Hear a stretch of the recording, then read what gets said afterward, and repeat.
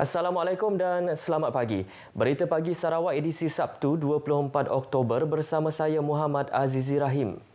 Sarawak menerusi anak syarikat Perbadanan Pembangunan Ekonomi Sarawak SEDC Energy menjalinkan kerjasama dengan dua syarikat dari Jepun bagi membantu pembangunan loji pengeluaran gas hidrogen pertama di Taman Petrokimia Bintulu yang dijangka siap menjelang tahun 2023. Ketua Menteri Datuk Patinggi Abang Johari Tun Openg berkata, selari dengan agenda tenaga hijau, kerjasama ini akan membuka ruang Sarawak menerokai ekonomi hidrogen berasaskan penggunaan tenaga boleh diperbaharui yang selamat untuk alam sekitar.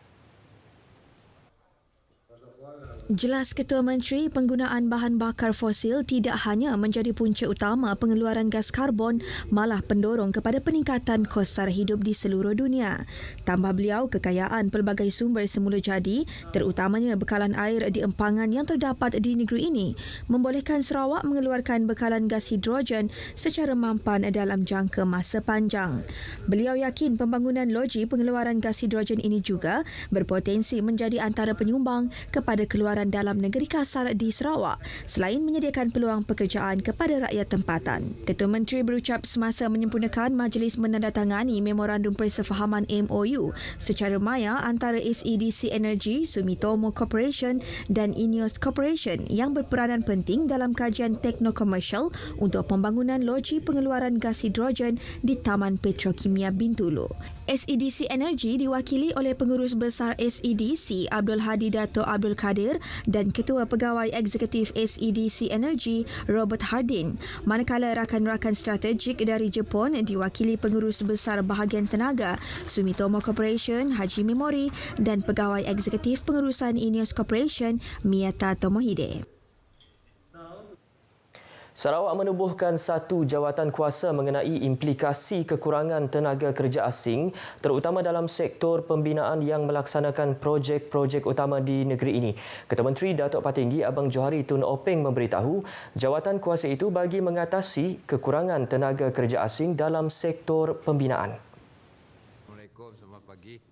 Datuk Patinggi Abang Johari berkata jawatan kuasa tersebut akan diterajui oleh Timbalan Ketua Menteri Datuk Amar Douglas Uga Embas dan Setiausaha Kerajaan Negeri Datuk Amar Jal Samion. Jelas beliau, Sarawak berdepan dengan kekurangan tenaga kerja asing, kira-kira 5,000 orang, berikutan kebanyakan mereka telah pulang ke negara asal sebelum pelaksanaan Perintah Kawalan Pergerakan PKP. Namun ketika ini, katanya, Sarawak telah memperketatkan kemasukan warga negara asing dan ia tidak membolehkan mereka untuk kembali ke negeri ini untuk bekerja. Langkah ini sekaligus memberi kesan kepada pelbagai sektor dengan beberapa projek utama kerajaan tidak dapat disiapkan mengikut jadual. Datuk Patinggi Abang Johari berkata demikian pada sidang media mengenai bantuan khas Sarawak Kusayang BKSS 4.0 di Kuching. Dalam pada itu, Sarawak sedang melakukan proses pemutihan maklumat senarai pemohon BKSS. Jelas beliau, maklumat yang diterima untuk menyalurkan bantuan tersebut adalah berpandukan maklumat daripada Lembaga Hasil Dalam Negeri LHDN. Sarawak dan LHDN juga merujuk kepada lebih 20 buah agensi kerajaan berkaitan sebelum senarai penuh dan maklumat terkini diguna pakai bagi tujuan pemberian bantuan tersebut. Langkah ini bagi memastikan maklumat yang diterima adalah tepat dan tiada permohonan yang bertindih. Telang Usan memiliki kawasan tanah luas yang berpotensi untuk penanaman kopi, durian, nanas, herba dan terung asam selain ternakan. Ke arah itu, Timbalan Ketua Menteri merangkap Menteri Pemodenan Pertanian, Tanah Adat dan Pembangunan Wilayah, Datuk Amar Douglas Uga Embas berkata sejumlah RM2 juta telah diperuntukkan di kawasan berkenaan untuk melaksanakan pelbagai program dan aktiviti pertanian. Jelas Datuk Amar Douglas, Kerajaan Negeri di bawah Gabungan Parti Sarawak GPS juga menjadikan usaha itu antara objektif utama untuk memperkembang kawasan luar bandar.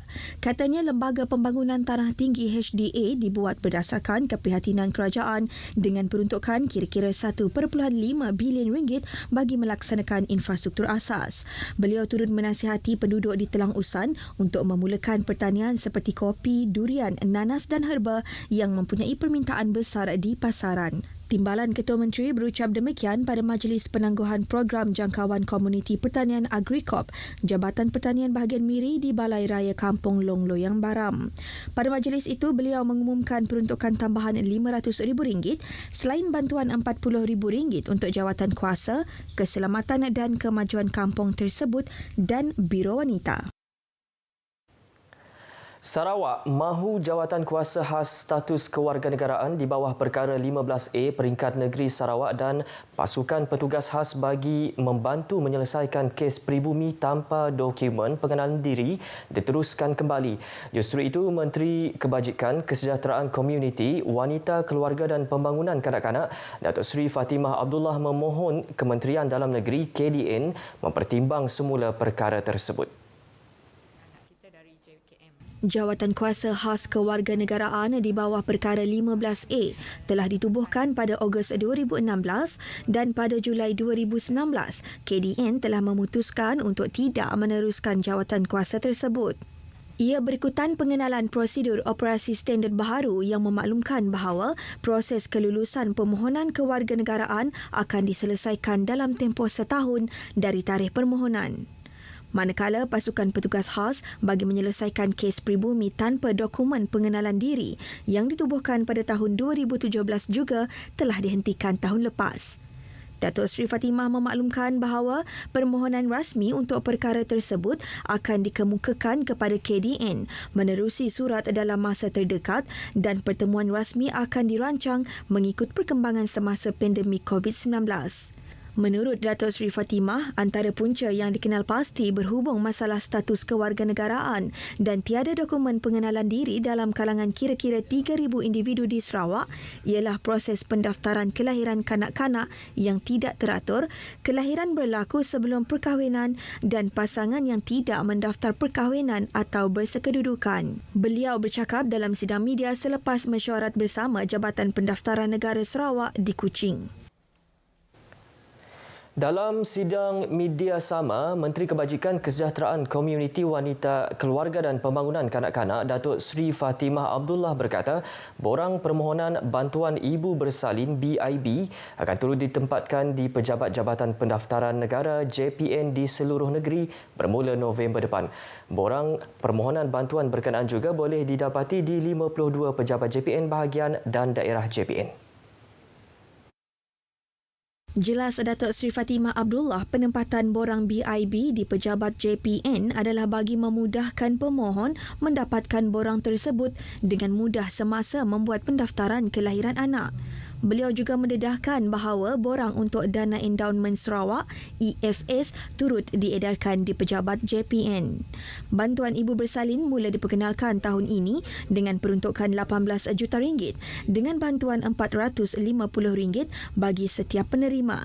Setakat 30 September lepas, sejumlah 11,459 orang ibu daripada 22,183 ibu yang bersalin telah memohon BIB. Bagi EFS, bantuan berkenaan telah diumumkan pada tahun 2019 dengan bantuan RM1,000 bagi setiap kelahiran baharu dan setakat 30 September lepas, 17,901 daripada 21,924 kelahiran berstatus K telah memohon. Sejumlah RM175 juta telah diperuntukkan menerusi Agensi Pembangunan Ulu Rajang URDA bagi projek pembangunan meliputi kawasan di Kanawit. Menurut Timbalan Pengerusi URDA Datuk Seri Alexander Natalinggi yang juga Menteri Perdagangan Dalam Negeri dan Hal Ehwal Pengguna, peruntukan berkenaan melibatkan 5 buah projek di kawasan tersebut. Untuk total kos Kanawit itu 5 buah projek. Ianya propose a new water treatment plant and associated work CGBC. Kemudian propose new treatment plant associated work Benanga Tada. Dia area Kanawit itu megah. Kemudian propose construction Mengungun Jaga Road Kanawit.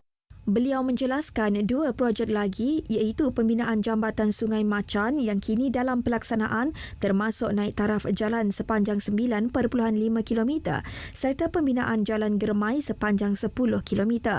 Datuk Seri Alexander yakin menerusi URDA, pembangunan di kawasan luar bandar termasuk Kanowit lebih cepat dilaksanakan. Beliau berucap demikian dalam majlis perasmian stesen Jabatan Pertanian Enanga Macan di Kanowit.